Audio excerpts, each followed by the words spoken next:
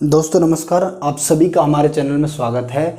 जो एनटीपीसी का एग्ज़ाम हुआ था 2016 में, ठीक है, उसका एग्ज़ाम 28 मार्च 2016 को जो पहली शिफ्ट का एग्ज़ाम था, ठीक है, उसके कंटिन्यू जितने भी क्वेश्चन उसमें आए थे 20-25, वो सारे हम यहाँ पर डिस्कस करेंगे। पहला क्वेश्चन आपके सामने स्क्रीन पर है, दिख रहा होगा आपको। तो सारे क्वेश्चन कंटिन्यू करेंगे। पहला क्वेश्चन आपके सामने है, चैनल को सब्सक्राइब कर लीजिए और मैं आगे और भी पेपर समय समय पर हल करवाता रहूँगा, ताकि जब आप एग्ज़ाम में बैठे तो आपका दिमाग एकदम क्लियर रहे कि किस लेवल के क्वेश्चन एग्ज़ाम में आते हैं और हमारी तैयारी जो है वो किस लेवल के, इसको परखना जो है वो ज़रूरी है। ऐसे नहीं कि आपने तैयारी करी, आपको पता नहीं हमारी किस लेवल की तैयारी है, एग्ज़ाम में पता नहीं किस लेवल के क्वेश्चन आ रहे हैं, तो आपको जो है तैयारी एकदम चेक कर लेनी है। तो पहला क्वेश्चन आपकी स्क्रीन पे ये रहा। 28 मार्च 2016 को पहली शिफ्ट का एग्ज़ाम हुआ था, बाकी जो है आगे हम लाते रहेंगे। पहला क्वेश्चन देखिए, ये रहा। किसी सप्ताह में एक दुकानदार द्वारा साइकिल की बिक्री निम्न चार्ट से दर्शाई गई है। दुकानदार साइकिल की बिक्री निम्न चार्ट से दर्शाता है। तब गुरुवार से रविवार के बीच कुल कितनी साइकिल बिकी? गुरुवार से रविवार के बीच कुल कितनी साइकिल बिकी? तो गुरुवार को देखो, गुरुवार वाला जो ये है ना स्तंभ, ये यहाँ तक है और यहाँ तक है, मतलब इस लाइन तक है, और इस लाइन के ऊपर कितना आ रहा है? 12 आ रहा है। देखो, तो गुरुवार को साइकिल कितनी बिकी? 12। देखो इधर लिखा हुआ बिक्री, ये बिक्री है। तो गुरुवार को कितनी बिकी है? गुरुवार से रविवार के बीच ये, ठीक है। तो गुरुवार को बिकी है साइकिल 12। गुरुवार के बाद में आता है शुक्रवार। शुक्रवार वाला जो है स्तंभ यहाँ तक है, और ये जो है लाइन, ये कितने पर है? ये लाइन आ रही है 10 पर, ठीक है। तो 10 साइकिल बिकी शुक्रवार को। शनिवार को चलते हैं। शनिवार को जब चलते हैं तो ये यहाँ तक है। अब यहाँ देखो, इसकी सीधी में कोई भी लाइन नहीं है, तो इन दो लाइनों के बीच में है। तो ये दो लाइन जो है 8 और 6 के बीच में कितना होगा? 7। तो शनिवार को कितनी साइकिल बिकी? 7, ठीक है। और रविवार की बात करते हैं तो देखो, रविवार यहाँ है, इन दो लाइनों के बीच में, बिल्कुल बीच में। तो ये दो लाइन कहाँ होगी? 12 और 10, इनके बीच में क्या हो गया? 11। ये लो, ठीक है। इतनी साइकिल जो है टोटल बिकी है। जोड़ लीजिए, 12 और 10 कितना? 22, 22 और 11 कितना? 33। देखो 12 और 10 22, 22 और 10 कितना? 32 और 1 33, 33 और 7 कितना? 40। तो ये लो, 40 साइकिल जो है वहाँ पर बिकी। अब यहाँ देखो, इसको कर रहे हो तो करने की कोई बड़ी बात नहीं है, कोई भी कर सकता है, लेकिन यहाँ अगर जोड़ने में छोटी सी मिस्टेक होगी, 40 की जगह 39 आ गया, तो आपका सारा जो करा कराया वो धरा रह जाएगा। तो आराम से जोड़िए, 12 और 10 22, 22 और 11 33, और 33 और 7 कितना? 40। ऑप्शन सी आपको टिक करना था। ये है आपका पहला क्वेश्चन। बहुत प्यारा क्वेश्चन था, बहुत अच्छा क्वेश्चन था। अब हम बढ़ते हैं दोस्तों नेक्स्ट क्वेश्चन, दूसरे क्वेश्चन की तरफ। देखो दूसरा क्वेश्चन, देखो कितना इजी क्वेश्चन है, लेकिन जल्दीबाजी नहीं करनी, हड़बड़ाहट बिल्कुल नहीं करनी। अगर हड़बड़ाहट करोगे तो नुकसान उठाओगे। इस क्वेश्चन में कुछ नहीं है, लेकिन अगर आप हड़बड़ाहट करोगे तो बिल्कुल 100% आप गलत करोगे, ठीक है। तो देखो, 16 के वर्गमूल तथा 4 के वर्ग का गुणनफल ज्ञात करो। मतलब पहले 16 का वर्गमूल निकालो, फिर 4 का वर्ग निकालो और दोनों का गुणा करो। तो 16 का वर्गमूल कितना होता है? वर्गमूल जब निकालना हो किसी भी संख्या का तो उसका ले लो रूट, ठीक है। और 4 का वर्ग का मतलब था स्क्वायर। 4 का वर्ग मतलब 4 गुणा 4, ठीक है। तो 4 का वर्ग, ये लो 4 का वर्ग। तो 16 का वर्गमूल का मतलब है रूट ले लो, कितना हो जाएगा? 4, और 4 का स्क्वायर कितना? 16। दोनों का गुणा हमें निकालना है, कितना आ जाएगा? 16 चौके 64, कितना? 64। तो ऑप्शन बी आपका क्या है? Right answer. देखो कितना प्यारा और कितना अच्छा क्वेश्चन है।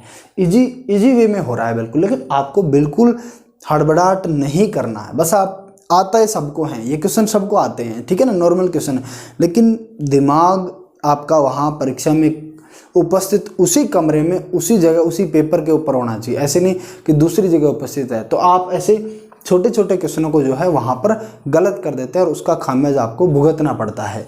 तो अब देखो नेक्स्ट क्वेश्चन, तीसरा क्वेश्चन। ये है तीसरा क्वेश्चन, ठीक है। सारे उसी पेपर में 28 मार्च 2016 को जो हुआ था, उसी पेपर के फर्स्ट शिफ्ट के क्वेश्चन है। 2 क्वेश्चन हो गए, तीसरा क्वेश्चन आपके सामने। तो देखो इस क्वेश्चन में आपको कुछ नहीं करना है, आपको एक सर्वसमी का ध्यान रखनी है कि साइन स्क्वायर थीटा, साइन का स्क्वायर प्लस कोस का स्क्वायर, इन दोनों का योग कितना होता है? 1। Sine square theta plus cos square theta 1 कितना होता है? 1। इसको आपको याद कर लेना है। क्या कर लेना है? बिल्कुल एकदम याद कर लेना है, बहुत जगह काम में आएगा। Sine square theta plus cos square theta बराबर कितना होता है 1। तो देखो 1 माइनस साइन स्क्वायर थीटा, देखो 1 यहाँ पर है, साइन स्क्वायर थीटा उधर जाएगा तो माइनस का हो जाएगा, तो ये क्या हो जाएगा 1 माइनस साइन स्क्वायर थीटा, और इधर क्या बच जाएगा कोस स्क्वायर थीटा। तो मैं इसकी जगह लिख रहा हूँ कोस स्क्वायर थीटा। ये भाग का चिन्ह है, इसको ऐसे कैसे रहने दीजिए, रूट को ऐसे कैसे रहने दीजिए, ठीक है। 1 माइनस कोस स्क्वायर थीटा, देखो 1 है, कोस स्क्वायर थीटा उधर चला जाएगा, क्या हो जाएगा 1 माइनस कोस स्क्वायर थीटा, इधर क्या बच जाएगा साइन स्क्वायर थीटा। तो इसको लिख सकता हूँ मैं साइन स्क्वायर थीटा।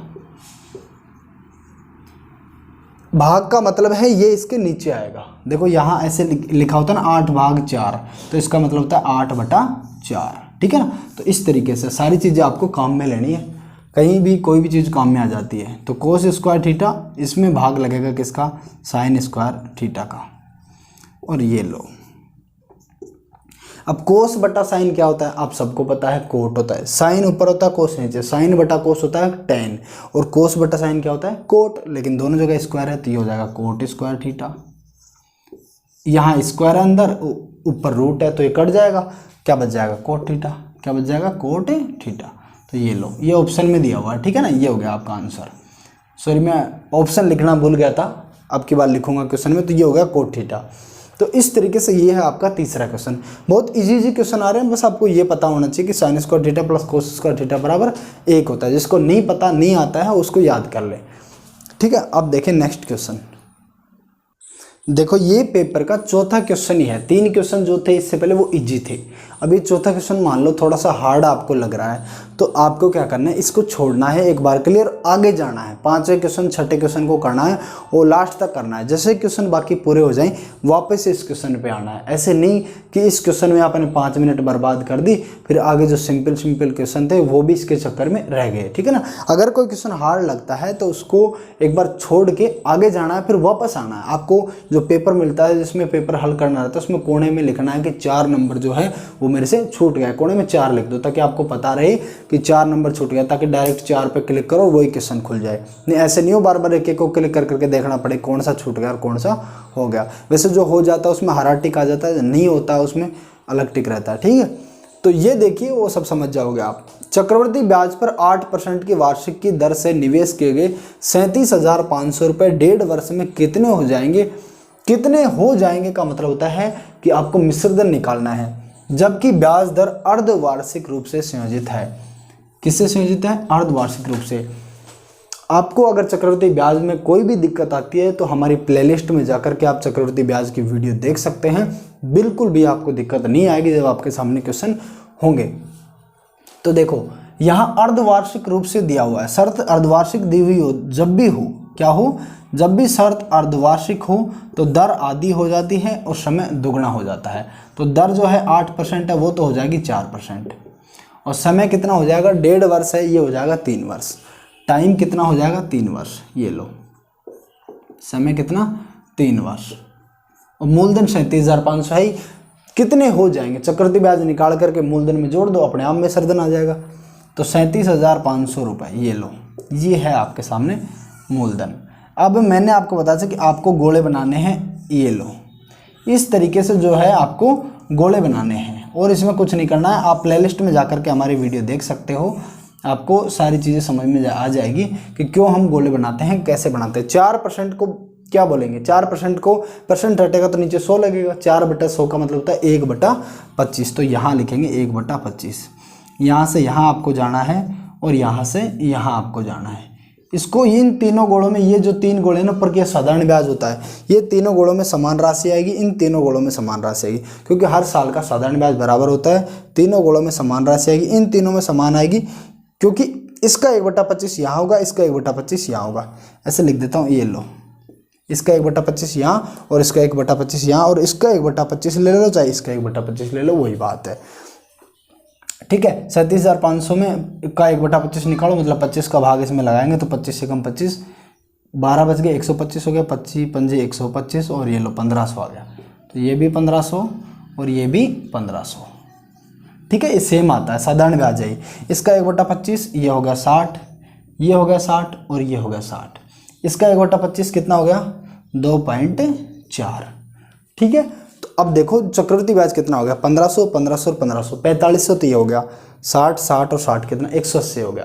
ठीक है, तो ये 180, 4500 और 180 कितना हो गया, ये हो गया 4680, कितना 4680 और 2.4 ये रहा। तो कुल मिलाकर के 4680 में 2.4 जब जोड़ेंगे तो 4682.4, ये क्या हो गया, ये हो गया चक्रवृद्धि ब्याज। और हमें पूछा है क्या, कितने हो जाएंगे, इसका मतलब है जब ब्याज मूलधन में मिल जाएगा तो टोटल कितने हो जाएंगे, तो 37,500 में जोड़ दीजिए। तो 37,500 जो क्या है मूलधन है, उसमें 4682.4 जोड़ दीजिए, जोड़ो तो 0.4 ये हो गया, 2, 8, 4, 5, 11, 1 हासिल 1, 7, 4, 11, 1, 12 को 2 हासिल 1, 3 और 1 4, तो 42,182 रुपये 40 पैसे। ठीक है, तो ये हो गया, इस तरीके से आपको करना है, ये होगा। एक तो पहला तरीका था ये आपके सामने। दूसरा तरीका आप कैसे कर सकते हैं, चक्रवृद्धि ब्याज को बोलते हैं CI, तो CI बराबर होता है 1+R/100 की पावर टाइम। क्या होता है, CI बराबर चक्रवृद्धि ब्याज बराबर 1+R/100 की पावर टाइम। तो R यहाँ पर आपको रख देना है 4% और T की जगह रख देना आपको 3 साल, और यहाँ CI आ जाएगा, उसमें मूलधन में जोड़ दीजिए, आपका काम हो जाएगा। लेकिन वो थोड़ा टेढ़ा पड़ेगा, इस तरीके से आपको नहीं आता है तो आप हमारी प्लेलिस्ट में जाकर के वीडियो देख सकते हैं। अब देखिए दोस्तों नेक्स्ट क्वेश्चन,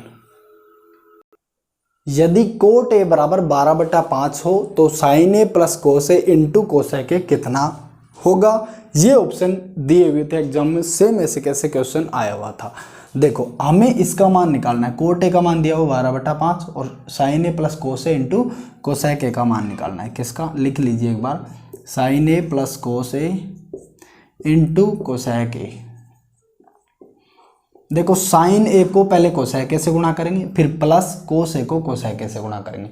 देखो साइन A और कोसेक A एक दूसरे के क्या होते हैं, विपरीत।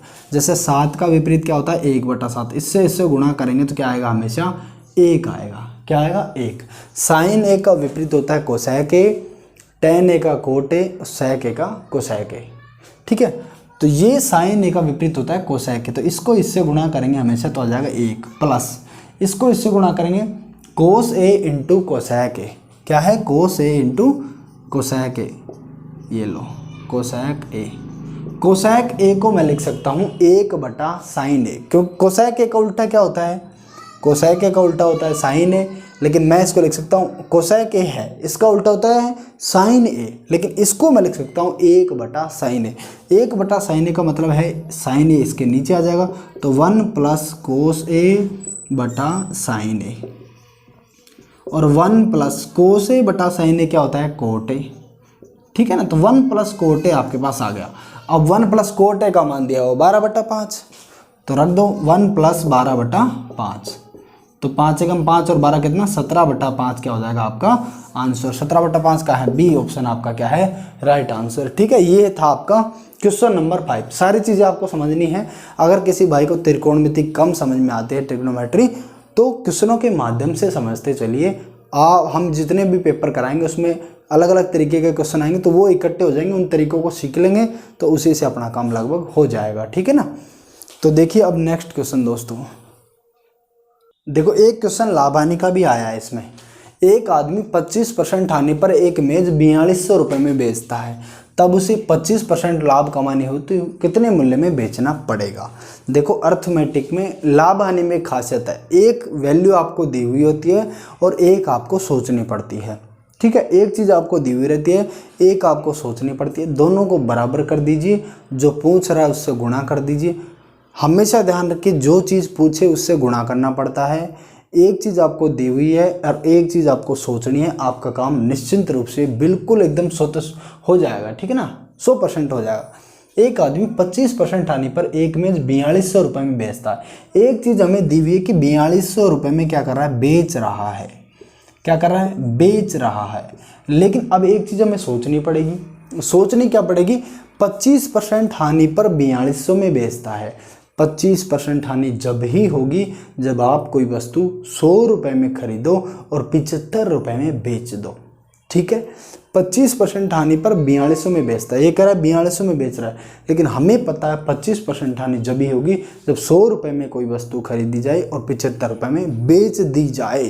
कितने में बेच दी जाए? तो 75 हमारे अकॉर्डिंग बेचा, क्वेश्चन के अनुसार 4200, तो 4200 किसकी वैल्यू है? 75 की।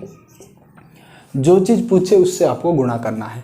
उसे 25% लाभ कमाने हेतु कितने मूल्य में बेचना होगा? सीधी सी बात है, 25% लाभ कमाना चाहता है तो 125 में बेचेगा, 20% लाभ कमाना चाहता है तो 120 में बेचेगा, 5% की हानि अगर उठाना चाहता है तो 95 में बेचेगा, 10% का लाभ अगर चाहता है तो 110 में बेचेगा, ठीक है।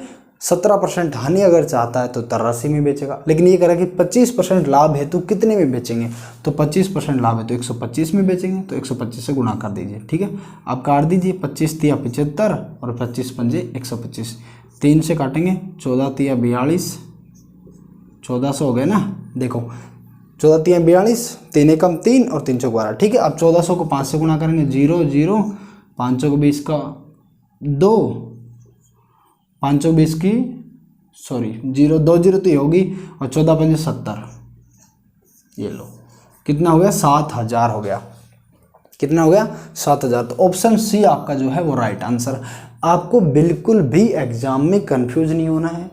सबसे बड़ी बात, एग्जाम में क्वेश्चन लगभग मान लो 100 आदमी एग्जाम दे रहे हैं तो उसमें से 10 आदमी ऐसे होते हैं जो मैथ के पूरे में से पूरे क्वेश्चन कर सकते हैं जो भी उस पेपर में है, लेकिन 10 में से लगभग 6-7 आदमी ऐसे होते हैं जो आते हुए 2-4 प्रश्न गलत करके आते हैं, क्योंकि वो हड़बड़ाहट में रहते हैं। इसलिए आपको कॉन्फिडेंस रखना है, एकदम मजबूत रहना है और बिल्कुल विचलित नहीं होना है। अगर कोई क्वेश्चन टेढ़ा है अलग तरीके का तो 1 सेकंड के लिए छोड़ो, आगे बढ़ो, ध्यान रखो लेकिन कौन सा नंबर का क्वेश्चन था, फिर वापस उसी पे जाओ और उसको सोल्व करो जब बाकी क्वेश्चन हो जाए, ठीक है। तो ये था आपके सामने एक लाभ हानि का क्वेश्चन।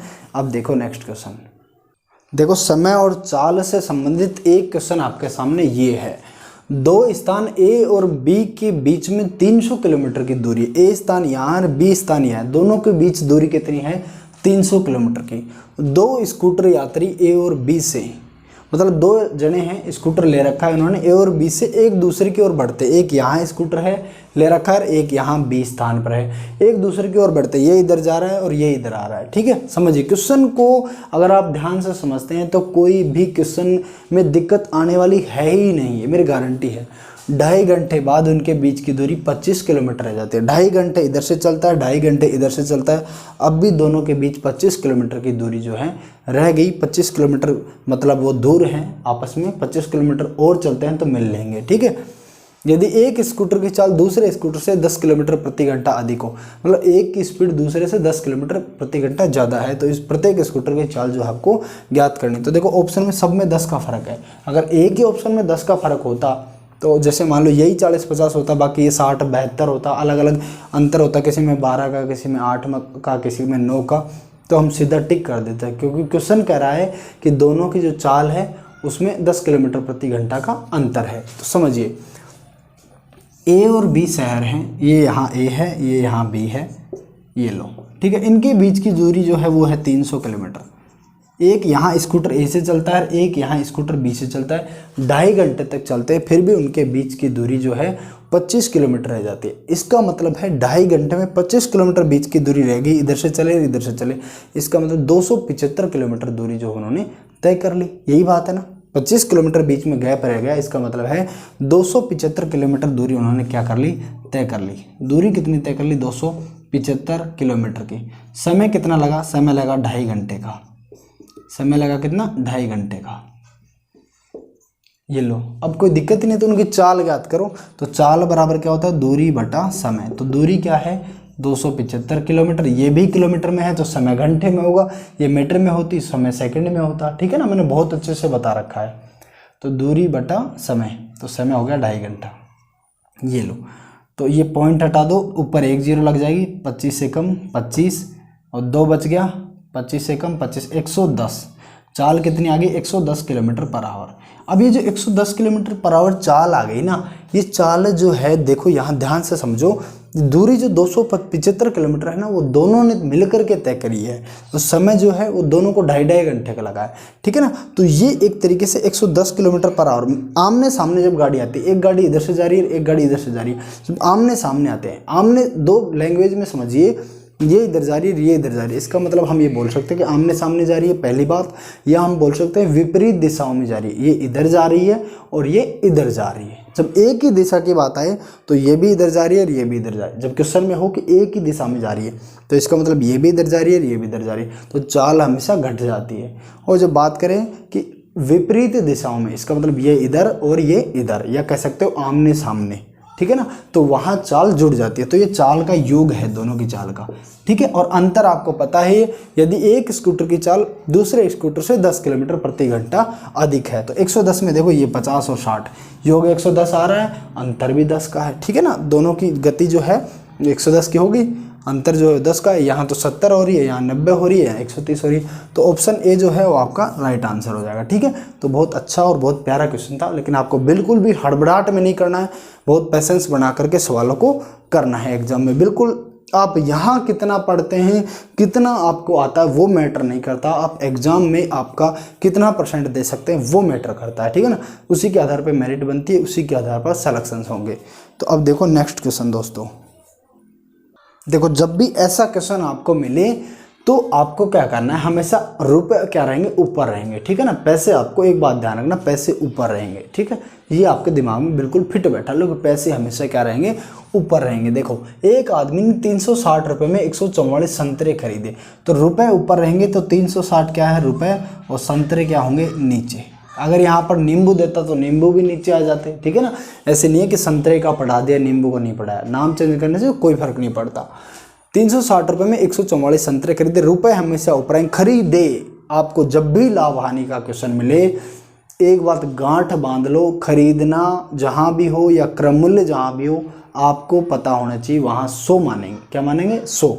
तो ये क्या है, खरीदने की रेट है। देखो खुद कह रहा है 360 रुपये में 144 संतरे क्या है, खरीदे, खरीदने की रेट है, मतलब क्रम मूल्य है, क्रम मूल्य आपको हमेशा 100 मानना है। तो ये जो है ये क्या है, 100 की वैल्यू है। किसकी वैल्यू है? 100 की। तो 100 का भाग लगा देंगे इसमें। फिर कह रहा है 10% का लाभ से बेच दिए, खरीदे और 10% के लाभ से बेच दिए। तो 10% के लाभ से बेचने का मतलब है 110 से बेचेंगे। कहता कि 5% हानि से बेच दिए तो 95 से गुणा करते। मैंने पहले पिछले क्वेश्चन जो आया था उसमें भी मैंने बताया था, ठीक है ना। जिससे पूछे कि इस हिसाब से बेच दिए तो उसको क्या करना, गुणा करना।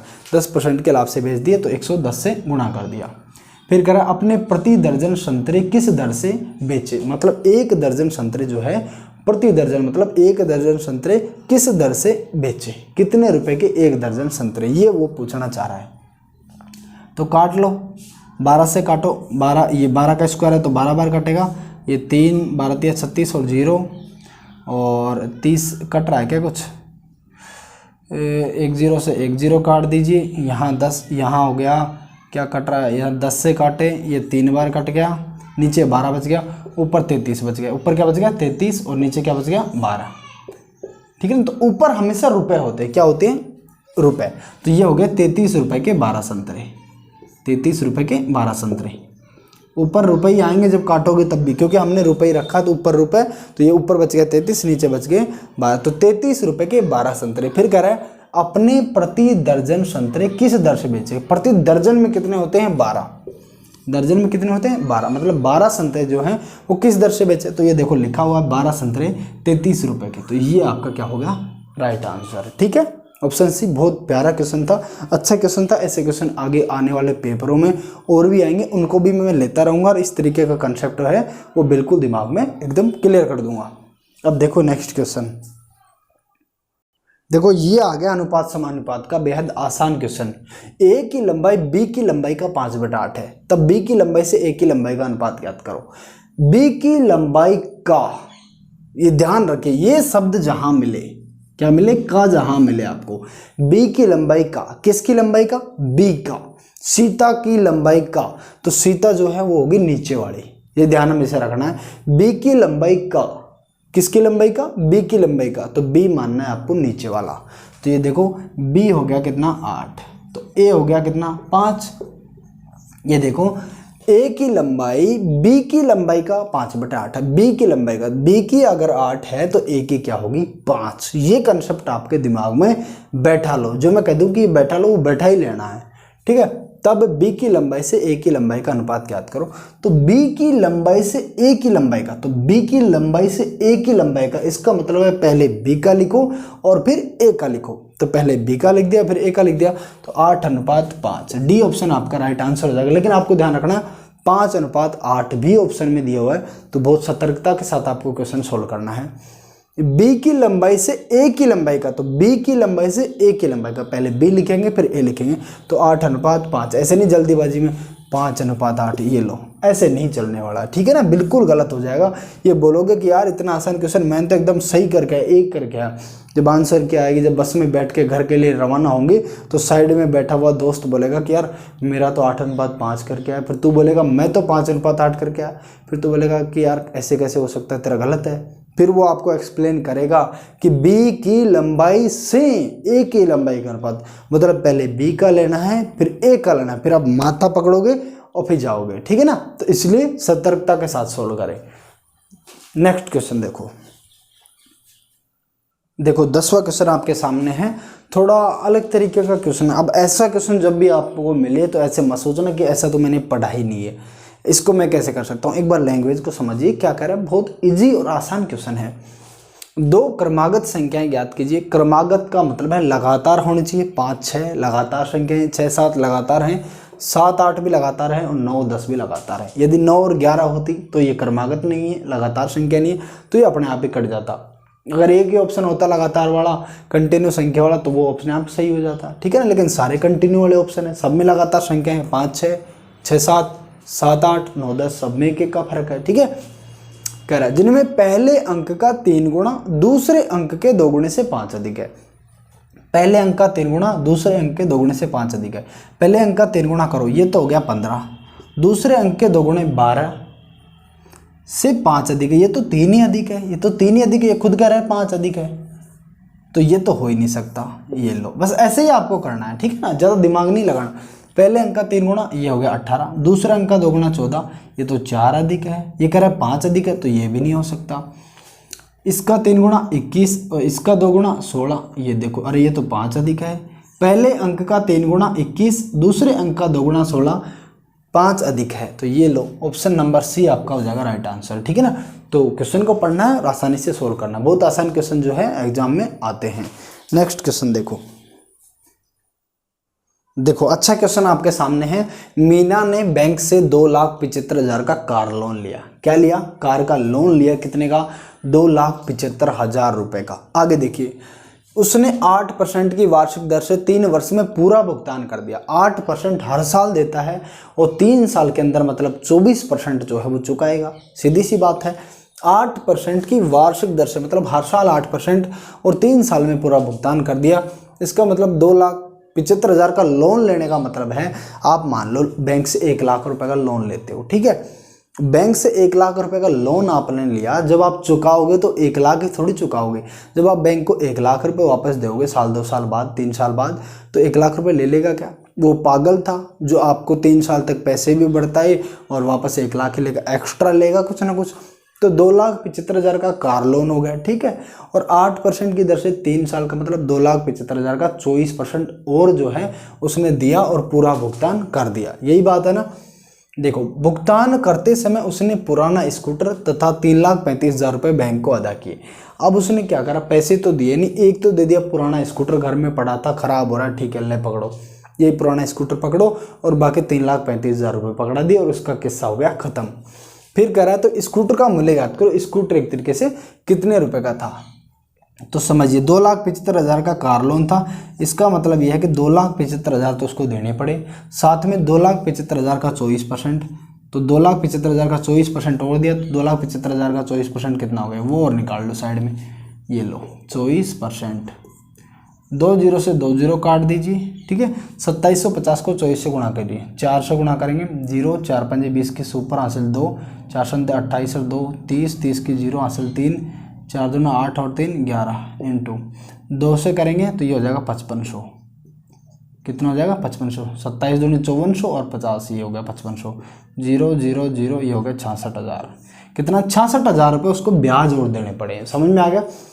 2,75,000 का लोन तो वो तो देने ही पड़ेंगे, साथ में 2,75,000 का 24%, 8% की दर से 3 साल का, तो 66,000 उसको और देने पड़ गए। तो ये जो है बैंक को उसने दिए, एक तरीके से यही दिए ना। तो ये कितने हो गए देखिए, 3 0 हैं, ऐसे कैसे जुड़ जाएंगे 66 में, 4 5 11 का 1 हासिल 1, 6 7 13 और 1 14 का 4 हासिल 1, 2 और 1 3, तो 3,41,000 रुपये उसने दिए।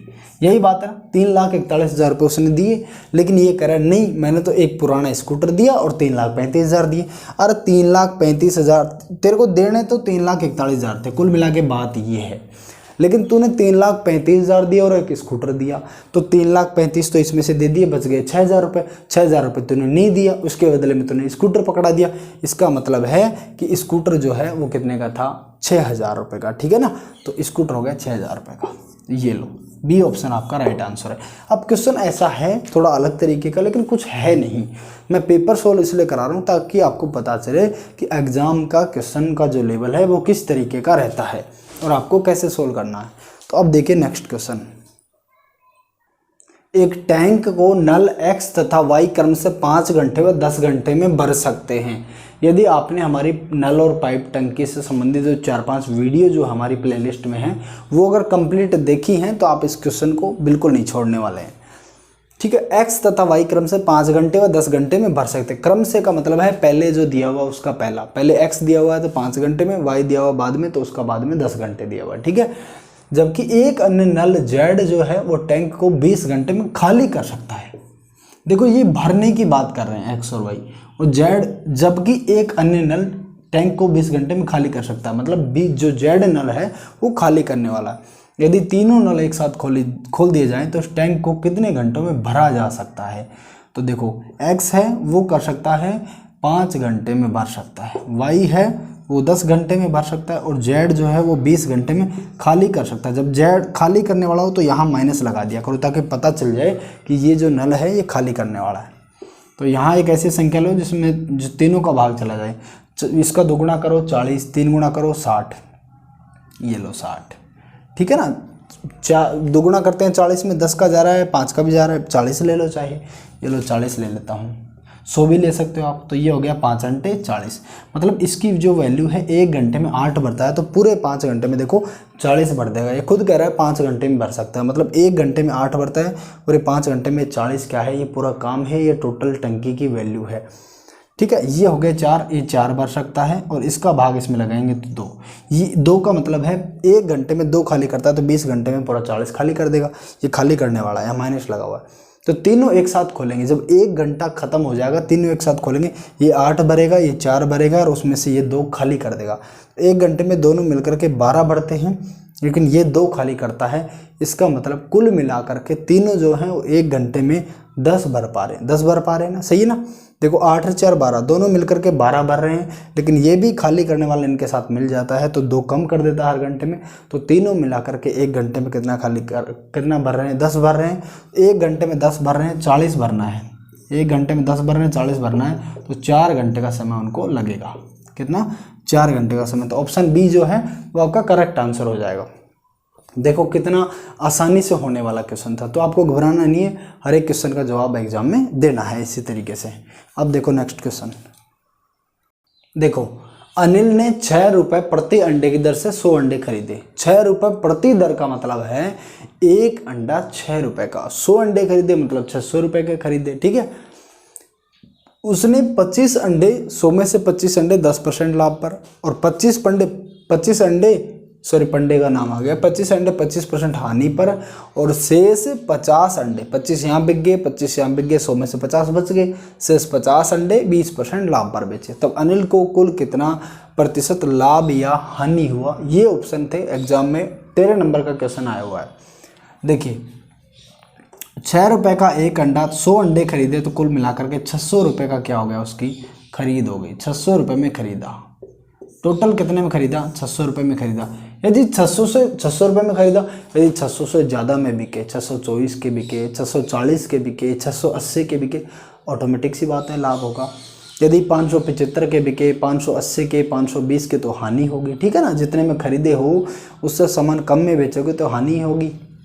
देखो 25 अंडे 10% लाभ पर, एक अंडा 6 रुपये का है, 6 रुपये का 10% कितना होता है 0.6, 10% का लाभ, ठीक है ना, ध्यान से समझिए। 10% का लाभ, 6 का 10% कितना होता है 0.6, तो उसमें बढ़ा करके, लाभ का मतलब है बढ़ा करके 6.6 के हिसाब से 25 अंडे बेचे, यही बात है, यही बात है ना।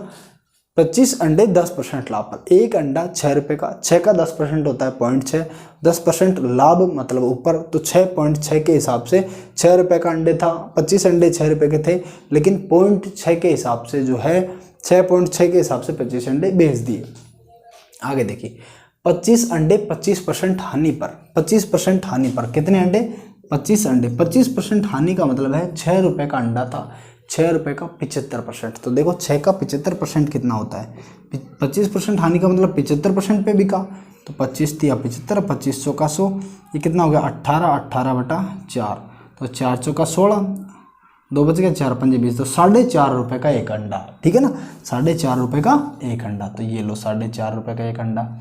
फिर कह रहे हैं शेष 50 अंडे 20% लाभ पर, अब अंडे रह गए 50, ये बिके हैं 20% लाभ पर, तो 6 का 20% होता है 1.2, लाभ का मतलब उसमें जुड़ जाएगा, तो 7.2 के हिसाब से जो है वो 50 अंडे बिके, मतलब हर एक अंडा 6 रुपये का खरीदा गया, 100 अंडे 600 के खरीद लिए गए। अब 6.6 के हिसाब से 25 अंडे, 4.5 के हिसाब से 25 अंडे और 7.2 के हिसाब से 50 अंडे, इसको गुणा कर लीजिए एक बार के लिए, तो 6.6 का मतलब है 6 रुपये 60 पैसे का एक अंडा, ठीक है ना, तो 25 अंडे, तो 25 को 6.6 से जब गुणा करेंगे तो देखो 25 को 6 से गुणा करेंगे तो 150 हो गए, 25 को 6 से गुणा करेंगे 150 हो गए, और 25 को 0.6 से गुणा करेंगे तो कितना हो गया 15, ठीक है ना। 25 को 6 से गुणा करेंगे तो 150 और 25 को 0.6 से गुणा करेंगे तो 15, तो कितना हो गया 165, तो 165 रुपये तो यहाँ से मिल गए। अब देखो यहाँ गुणा कर लेते हैं, यहाँ 50 को करेंगे 7 से गुणा तो 350, और 50 को 0.2 से गुणा करेंगे तो 10 वो हो गया, तो ये हो गए 360 रुपये, 360 रुपये यहाँ से मिल गए, और 25 को 4 से गुणा करेंगे 100 रुपये ये हो गए, और 0.5 से गुणा करेंगे तो 12.5, ठीक है, तो 112 रुपये 50 पैसे यहाँ से मिल गए, 112.5 यहाँ से मिल गए, ये लो, तो इतने रुपए की जो है बिक्री हो गई। अब इसको जोड़ लीजिए पता चल जाएगा कितने रुपए की बिक्री हुई है, तो 0.5 ये लीजिए, 0 2 5 और 2 7, 6 और 1 7, देखो 6 और 1 7, 7 और 6 कितना है 13, ये लो हासिल 1 3 4 5 और 1 6, तो 637 रुपये 50 पैसे का बेच दिया गया, इतने रुपए का मटेरियल बेच दिया गया, और 600 रुपये का क्या हुआ था खरीदा था, तो 37 रुपये 50 पैसे, ठीक है ना, तो 37 रुपये 50 पैसे बच गए। ये जो है अब लाभ प्रतिशत पूछता है तो लाभ बटा क्रय मूल्य गुणा 100, हानि प्रतिशत पूछता है तो हानि बटा क्रय मूल्य गुणा 100, तो लाभ ये हो गया, लाभ हो गया ना 637 का बिका है, तो लाभ बटा क्रय मूल्य 600 का इंटू 100, ये लो 2 0 से 2 0 काट दीजिए, 6 का भाग देंगे तो 6 छंगा 36, कितना बच गया 15, 36 1.5 बच गया ना, तो 1.5 कितना हो जाएगा 2.25, तो 6.25% क्या हो जाएगा लाभ, ठीक है ना, तो ये हो गया 6.25% क्या हो गया लाभ, ठीक है। तो ये था आपका क्वेश्चन, बहुत ही अच्छा क्वेश्चन था आपके सामने 13वां क्वेश्चन। अब हम बढ़ते हैं 14वें क्वेश्चन की तरफ, नेक्स्ट क्वेश्चन की तरफ। देखो ये क्वेश्चन आपके सामने है, एक कंपनी में 10 कर्मचारियों को प्रति कर्मचारी 36,200 रुपये और 15 कर्मचारियों की प्रति कर्मचारी 33,500 रुपये वेतन मिलता है, तब औसत वेतन ज्ञात करें। कहने का मतलब है 10 कर्मचारी उनको सबको 36,200 रुपये मिलते हैं और 15 कर्मचारियों को सबको 33,500 रुपये मिलते हैं, तब औसत वेतन ज्ञात करो। तो इसको क्वेश्चन को करने के 2 तरीके हैं। पहला क्वेश्चन क्या है, पहला तरीका क्या है, 10 कर्मचारी हैं सबको 36,200 मिलते हैं, तो कुल वेतन हो जाएगा 36,200 गुणा 10। फिर 15 कर्मचारी है सबको 33,500 वेतन मिलता है, तो 15 गुणा 33,500 ये कुल वेतन हो जाएगा। दोनों वेतनों को जोड़ लेंगे, ये हो जाएगा टोटल वेतन, ठीक है ना। पूरी कंपनी का कुल वेतन 25 आदमियों का हो जाएगा, तो कुल वेतन में 25 का भाग लगा देंगे तो औसत वेतन आ जाएगा, ठीक है ना। ये तो था पहला तरीका, जो ट्रेडिशनल तरीका है, परंपरागत तरीका जो आप करते हैं। अब हम पढ़ते हैं दूसरा तरीका। देखो 10 कर्मचारियों में सबको 36,200 मिलते हैं और 15 कर्मचारियों में सबको 33,500 मिलते हैं। अब इन 15 कर्मचारियों में सबको 33,500 रुपये मिलते हैं। इसका मतलब ये है कि इन 10 को 36,200 मिल रहे हैं, तो इन 10 को 36,200 मिल रहे हैं और इन 15 को 33,500 मिल रहे हैं। तो जो ऊपर के कितने हो गए एक्स्ट्रा, ये देखो एक्स्ट्रा हो गए कितने, ये हो गए 3400 और 3600 और 200 और हो गए, ठीक है ना। तो कुल मिलाकर 2700 रुपये एक्स्ट्रा हो गए। कितने हो गए, 2700 रुपये एक्स्ट्रा हो गई। ये 2700 रुपये एक्स्ट्रा जो है ना, वो अगर 10 आदमियों में टोटल सभी आदमियों में बांट दिया जाए, देखो 33,500 रुपये 15 आदमियों को मिलते हैं, मतलब सबको 33,500 मिलते हैं। तो यहाँ 10 को भी जो है वो 33,500 मिलते हैं, ठीक है। लेकिन एक आदमी को 2700 रुपये एक्स्ट्रा मिल रहे हैं, तो 10 आदमियों को 27,000 रुपये एक्स्ट्रा मिल रहे हैं, ठीक है ना। ये अगर ये जो डिफरेंस है ना 27,000 का, ये 25 लोगों में बांट दिया जाए तो बिल्कुल औसत वेतन आ जाएगा। तो 25 का भाग दीजिए इसमें, 25 का भाग दीजिए इसमें, 25 एकम 25, 2 बच गया, 25 अंटे 200, 25 एकम 25, 2 बच गया, 20 में जा नहीं रहा, 0, ठीक है। 25 एकम 25, 2 बच गया, 20 में जा नहीं रहा, 0 और 25 अंटे 200, ये ले 0, 1,080 रुपये। कितने, 1,080 रुपये। ये हर आदमी को अगर दे दिए जाएँ, एक्स्ट्रा रुपए दे दिए जाएँ, तो ये हो जाएगा कंपनी का औसत। तो 33,500 तो सबको मिल ही रहे थे, 1,080 रुपये अगर और सबको दे दिए जाएँ, ये लो 0, 8, 5, 3 और 1 4 और ये हो गया 3, तो 34,580 रुपये। कितने, और सॉरी कहाँ गलती हो गई, 0, 8, 5, 3, 1 4, 1,080 रुपये, 33,500 रुपये, 0, 8, 5, 4, 3, ये कहाँ मिस्टेक होगी, 34,500 से। एक सेकेंड रुकिए, यहाँ पे क्वेश्चन में जो है वो 33,550 है। कितना है, 33,550 है, सारा गड़बड़ हो गया, क्वेश्चन मैंने गलत लिख दिया था।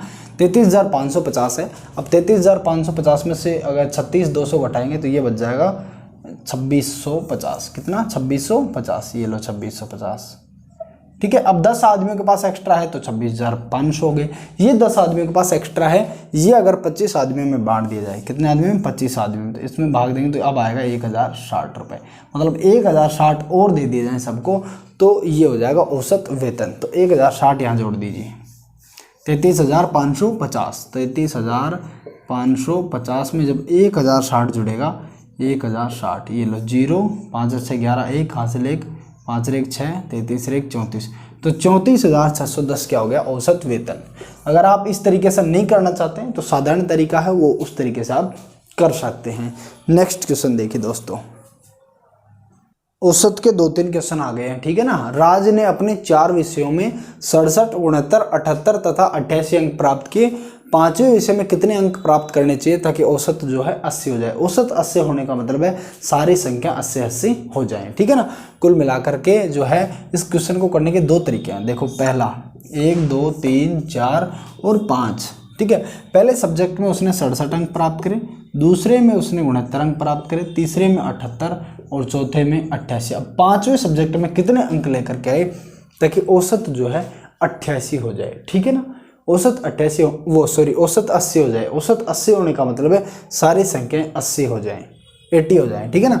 तो देखो यहाँ जब ये आएगा ना तो 80 तो खुद के लिए लेकर के आएगा, साथ में 13 इसके लिए लेकर के आएगा, 13 इसके लिए लेकर के आएगा, तब जा करके ये भी 80 होगी, ये भी 80 होगी, ठीक है। तो 80 तो खुद के लिए लेकर के आएगा, समझ में आ रही है। तो देखो जब ये आएगा तो 80 तो खुद के लिए लेकर के आएगा, ध्यान से समझिए। 13 इसके लिए लेकर के आएगा, ये लो 13 भी इसको लाने पड़ेंगे क्योंकि तब ये भी 80 हो जाएगा और ये भी 80 हो जाएगा। अब इसको 80 करना है तो 11 इसके लिए भी लाने पड़ेंगे, 69 ही है तो 11 इसके लिए लाएंगे भैया, ये लो। 78 है यहाँ तो इसके लिए 12 लाने पड़ेंगे, ठीक है ना, इसके लिए 12 लाने पड़ेंगे, ये लो इसके लिए 12 लाने पड़ेंगे। ये है 88, तो इसके पास 8 एक्स्ट्रा है। कितने एक्स्ट्रा है, 8 एक्स्ट्रा, तो 8 इससे ले लेंगे, यहीं पर ले लेंगे। तो एक काम करो, यहाँ ऐसे करते हैं हम एक बार के लिए, एक सेकंड समझिए, ध्यान से समझिए। तो यहाँ देखो खुद के लिए ऐसे लेकर के आएगा, इसके लिए 13 लाएगा, इसके लिए 11 लाएगा, ठीक है। अब यहाँ 78 है तो एक काम करो, ये 80 से इसके पास एक्स्ट्रा है, इसको 80 बनाना ना, तो इससे 8 वापस ले लो और 2 इसको दे दो, ठीक है ना, 2 इसको दे दो, ये लो 2 इसको दे दिया तो ये हो गया 80। ठीक है, एक सेकंड इसको छोड़िए, यहाँ दोबारा समझिए। 80 तो खुद के लिए लेकर के आएगा। पहले इसका काम करो, एक्स्ट्रा है ना, इससे 8 ले लो, इससे 8 लेकर के 2 इसको दे दो, ये तो हो गया कितना, ये दोनों 80 हो गई। ठीक है, इससे 8 एक्स्ट्रा थे, 8 एक्स्ट्रा में से 2 यहाँ ले लिए, ये भी 80 होगी, ये भी 80 होगी। अब 6 एक्स्ट्रा बच गए तो 6 इसको दे दो, 6 इसको दे देंगे तो ये हो जाएगी 75, हो जाएगी 75। अब 5 इसके लिए लेकर के आने हैं और 13 इसके लिए लेकर के आने हैं और 80 खुद के लिए लाने हैं। तो कुल मिलाकर के 80 और 13 कितने हो गए, 93, और 5 कितने हो गए, 98। तो 98 अंक उससे प्राप्त करने पड़ेंगे। ठीक है ना, ऑप्शन में लिखना भूल गया था, मैं लिख दूंगा। ठीक है ना, तो ये हो गया। ऑप्शन का क्या करना है यार, इसमें सीधा सा दिया हुआ तो आपको कर लेना है। अब देखिए नेक्स्ट क्वेश्चन, या फिर आप इसको इस तरीके से भी कर सकते हैं, 5 विषय हैं, औसत 80 होना चाहिए, मतलब 80 × 5, टोटल 400 अंक प्राप्त करने हैं। कितने, 400 अंक। तो बाकी देख लो, 67, 69, 78 और 88 को जोड़ लो, ये कितने हो गए, 302 हो गए। ठीक है ना, 302 हो गए, 400 में से निकाल लो, 98 और लाने पड़ेंगे। ठीक है, ये दूसरा तरीका है, लेकिन ये जो पहले बताया मैंने ये काफ़ी अच्छा तरीका है। एक यात्री ने बस में यात्रा करते हुए, देखो समय और चाल का क्वेश्चन आया है ना, दूसरा क्वेश्चन आया आपके सामने। एक यात्री ने बस में यात्रा करते हुए पाया कि बस ने 35 विद्युत खंबे 1 मिनट में पार कर लिए। कितने खंबे, बिजली के खंबे जो हैं वो सड़क के किनारे गड़े हुए थे और बस में एक व्यक्ति बैठ करके जा रहा था। उसने देखा कि घड़ी में जब 1 मिनट पूरा हुआ, केवल 1 मिनट, तो बस जो है वो 35 खंबे बिजली के पार करके चली गई। ठीक है, तब 2 खंभों के बीच की दूरी 50 मीटर है, तो बस की चाल ज्ञात करो। देखो बस जा रही है, ठीक है ना, ये बस है, ये जा रही है, ये बस में एक आदमी बैठा हुआ है, बहुत ज्ञानी आदमी है, पूरा एकदम कैलकुलेट करते हुए चल रहा है कि 1 मिनट में जो है 35 खंभे बस ने पार कर लिए, 35 विद्युत के खंभे। ये देखो, ये पहला खंभा आया, ये दूसरा खंभा आया, ये तीसरा खंभा है। इस तरीके से जो है उसको खंभे जगह जगह मिल रहे हैं, लेकिन 2 खंभों के बीच की दूरी कितनी है, 50 मीटर। 2 खंभों के बीच की दूरी कितनी है, 50 मीटर। 2 खंभों के बीच की दूरी कितनी है, 50 मीटर। देखो यदि वो 3 खंभे, 2 खंभे पार करता, पहले 3 खंभे पार करता तो 100 मीटर की दूरी, 4 खंभे पार करता तो 150 मीटर की दूरी। ठीक है ना, 4 खंभे पार करता है, 1 2 3 4, तो कितनी दूरी, 150 मीटर की दूरी। ठीक है ना, 3 बार जुड़ रही है। यदि 10 खंभे पार करता है तो 50 50 9 बार जुड़ेगी, मतलब 50 × 9 450 मीटर की दूरी तय करेगा। लेकिन यहाँ कह रहा है 35 खंभे पार करेगी, तो 35 खंभे पार करने का मतलब है 50 × 34 दूरी वो तय करेगी। समझ में आ गया, 4 खंभे पार करने का मतलब 50 50 50 3 बार, तो 35 खंभे पार करने का मतलब है 50 × 34, ये दूरी जो है वो तय करेगी। तो 0 गुणा करिए, 500 का 20 की 0 हासिल 2, 5 × 15 और 1 1700, 1700 क्या होगी दूरी, 1700 मीटर। ठीक है ना, यहाँ मीटर में है तो ये भी मीटर में होगी, तो ये होगी दूरी। अब इसको पार किया है 1 मिनट में, तो समय 1 मिनट का मतलब है 60, 1 मिनट में, कितनी देर में, 1 मिनट में। तो चाल ज्ञात करो बस की, तो चाल बराबर क्या होता है, दूरी बटा समय। चाल बराबर क्या होता है, दूरी बटा समय। तो बस ने जो है वो 1700 मीटर की दूरी तय करी। जब दूरी मीटर में हो तो समय आता है सेकंड में, दूरी किलोमीटर में हो तो समय आता है घंटे में। दूरी 1700 मीटर में है तो समय देखो 1 मिनट दिया हुआ, तो सेकंड में बदलेगा तो 1 मिनट में 60 सेकंड होती है, तो ये लो 60। ठीक है, अब देखो यहाँ दूरी मीटर में है और समय सेकंड में है, ऊपर मीटर है नीचे सेकंड है, तो चाल आएगी मीटर पर सेकंड में। लेकिन ऑप्शन में सारे किलोमीटर पर आवर है, क्या है, किलोमीटर पर आवर, किलोमीटर प्रति घंटा, सारे ऑप्शन में किलोमीटर प्रति घंटा दिए हुए, लेकिन यहाँ दूरी मीटर में रख दी, समय सेकंड में रख दिया, तो हमारा उत्तर आएगा मीटर पर सेकंड में। तो हमें चाहिए किलोमीटर पर आवर में, क्योंकि ऑप्शन किलोमीटर पर आवर में दे रखा है, तो गुणा करो 18/5 से। ठीक है ना, तो अब ये लो काटो, 0 से 0 काट दो, 6 से काटे 18 को 3 बार, और 5 से काटेंगे 170 को, 5 × 15 और 5 का 20, तो 34 × 3, तो 3 चौक 12 का 2 हासिल 1, 3 3 9 और 1 10। ठीक है, तो 102 किलोमीटर पर आवर क्या हो जाएगी, 102 किलोमीटर पर आवर स्पीड हो जाएगी। ऑप्शन बी आपका राइट आंसर है। अब आप देख रहे होंगे ज़्यादातर ऑप्शन में बी आ रहा है, यार मैं तो बी एग्जाम में लगाऊंगा, ऐसा काम आपको नहीं करना है। ठीक है ना, अब देखो नेक्स्ट क्वेश्चन दोस्तों, देखो कितना सिंपल क्वेश्चन है। अमन और अजय एक दीवार को क्रम से 9 और 12 दिन में पूरा कर सकते हैं, तो मिलकर कितने दिन में करेंगे। ऐसा क्वेश्चन आपने बहुत देखे होंगे। ए किसी काम को 5 दिन में, बी 4 दिन में कर सकता है, दोनों मिलकर कितने दिन में करेंगे। इस तरीका का क्वेश्चन जो है ये है। ए बी की जगह अजय और अमन आ गया, क्या फ़र्क पड़ता है। तो अजय कितने दिन में कर सकता है, देखो अजय 9 दिन में कर सकता है और अमन कर सकता है कितने दिन में, सॉरी अमन 9 दिन में कर सकता है। ये लो अमन हमने लिख लिया 9 दिन में, और अजय कर रहा है 12 दिन में, अजय कर रहा है 12 दिन में, ये लो ठीक है।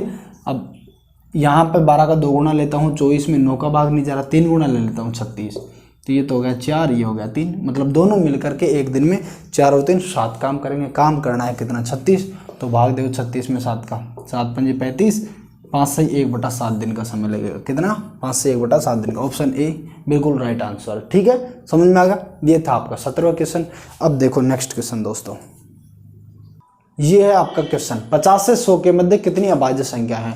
तो देख लो 50 से 100 के मध्य गिन लो कितनी होती है। तो 51 52 तो नहीं होती, 53 होती है, 53 के बाद में 59 होती है, 59 के बाद में 61 होती है, 61 के बाद में 67 होती है, 67 के बाद में 70 वाली लाइन में 71 होती है, 71 73 होती है, 79 होती है, 81 होती है, और 81 के बाद होता है 89, 89 के बाद होता है 91, 91 के बाद होता है 97, ठीक है ना। यही होती है ना, कोई मिस्टेक नहीं हो जाए, क्योंकि ये छोटी छोटी चीज़ें होती हैं। 91 नहीं होती है अभाज्य संख्या, ठीक है ना, 91 नहीं होती है। 97 यहाँ लिख देता हूँ, ये भी नहीं होती है।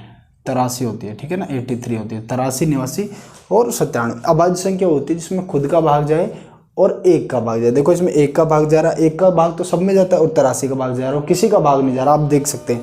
तो ये होगी 1 2 3 4 5 6 7 8 9 10, ठीक है ना। तो 10 अभाज्य संख्या है। देखो नेक्स्ट क्वेश्चन दोस्तों, देखो दो संख्याओं का गुणनफल 35,828 है तथा HCF 26 है, तो एलसीएम ज्ञात करो। एक फॉर्मूला होता है पहली संख्या इंटू दूसरी संख्या, एक फॉर्मूला होता है एलसीएम HCF का, वो ध्यान आपको रखना है। पहली संख्या इंटू दूसरी संख्या बराबर होता है एलसीएम गुणा HCF, ठीक है ना। दो संख्याओं को गुणा कर लीजिए और उनके एलसीएम और HCF को गुणा कर लीजिए, वो क्या होता है उसके बराबर। पहली संख्या गुणा दूसरी संख्या बराबर क्या होता है, एलसीएम गुणा HCF, ठीक है, ये होता है। तो दो संख्याओं को गुणनफल दिया हुआ है 35,828, पहली संख्या गुणा दूसरी संख्या सीधा दिया हुआ है 35,828, ये लो 35,828 बराबर किसके होता है, एलसीएम इंटू HCF। एलसीएम में हमें पूछा है और HCF 26 दे रखा है, तो एलसीएम इंटू HCF की जगह रख देंगे 26, एलसीएम इधर रह जाएगा, 26 का इसमें भाग लग जाएगा, तो एलसीएम बराबर क्या हो जाएगा 35,828, इसमें भाग लगेगा किसका 26 का, जब इसमें भाग लगेगा तो आ जाएगा 1378, कितना 1378, ठीक है। तो ये था आपका 19वां क्वेश्चन। अब हम बढ़ते हैं नेक्स्ट क्वेश्चन की तरफ, ठीक है ना। इस फॉर्मूले को याद कर लेना और इसमें कुछ नहीं है। तो ये देखिए, ये है आपके सामने 20वां क्वेश्चन। a² माइनस b² भाग, मतलब a² माइनस b² में भाग दे दिया जाए a प्लस b का, तो 25 आएगा और a माइनस b आपको ज्ञात करना है। देखो a² माइनस b², इसमें किसका भाग लग रहा है, इसमें भाग लग रहा है a प्लस b का, और किसके बराबर है 25 के बराबर, और आपको निकालना क्या है a माइनस b। देखो a² माइनस b², गांठ बांध लो, a² माइनस b² बराबर होता है a plus b a minus b, कितना a प्लस b और a minus b। a² minus b² को मैं लिख सकता हूँ a plus b a minus b, मैंने लिख दिया। नीचे a प्लस b है, इसको ऐसे कैसे लिख दो, बराबर में क्या है 25, a प्लस b से a प्लस b काट दीजिए, ठीक है ना, a प्लस b से a प्लस b काट दीजिए, क्या बच गया a माइनस b, तो a माइनस b बराबर क्या हो जाएगा, a माइनस b बच गया, तो a माइनस b इधर बराबर 25 बच गया, तो a माइनस b का मान क्या आ गया 25। ये हो गया आपका राइट आंसर, ठीक है ना। एक सेकंड ऑप्शन लिख देता हूँ मैं। ऑप्शन दिए हुए हैं 15 18 25 30, क्या दिए हुए हैं 15 18 25 30, ठीक है ना। ये ऑप्शन एग्जाम में दिए हुए थे, तो a माइनस बी बराबर क्या हो गया 25, तो सी ऑप्शन आपका राइट आंसर हो गया, ठीक है। तो ये जो 20 क्वेश्चन मैंने करवाए, ये क्वेश्चन जो हैं CBT फर्स्ट के एग्जाम में, जो 28 मार्च 2016 को जो एग्जाम लगा था उसके अंदर ये 20 क्वेश्चन आए थे, ठीक है ना। ये 20 ही क्वेश्चन आए थे। तो किसी एग्जाम में 27 भी आ रहे हैं, किसी में 24 भी आ रहे हैं, किसी में 28 भी आ रहे हैं, किसी में 35 भी आ रहे हैं, वो हम आगे देखेंगे। तो जो जिस मतलब जिस दिन एग्जाम हुआ था उसमें पहली शिफ्ट हो या दूसरी शिफ्ट हो, उस शिफ्ट में जितने भी क्वेश्चन आए ना वो हम आपको कंप्लीट करवाएंगे। तो इसमें 20 क्वेश्चन जो हैं वो टोटल आए हुए थे 28 मार्च के जो एग्जाम था 2016 में पहली शिफ्ट में, वो 20 क्वेश्चन मैंने टोटल आपको करवा दिए, ठीक है ना। तो बने रहिए, चैनल को सब्सक्राइब जरूर करिए और दोस्तों के साथ शेयर करो। जो भी मेरे भाई बहन एनटीपीसी की तैयारी कर रहे हैं उनके साथ वीडियो को शेयर करो और आगे से आगे हम बेहतर से बेहतर जो है पेपर लेते आते रहेंगे, ठीक है ना। और आप देखते रहिएगा, चैनल को सब्सक्राइब करो, मजा लो। धन्यवाद दोस्तों।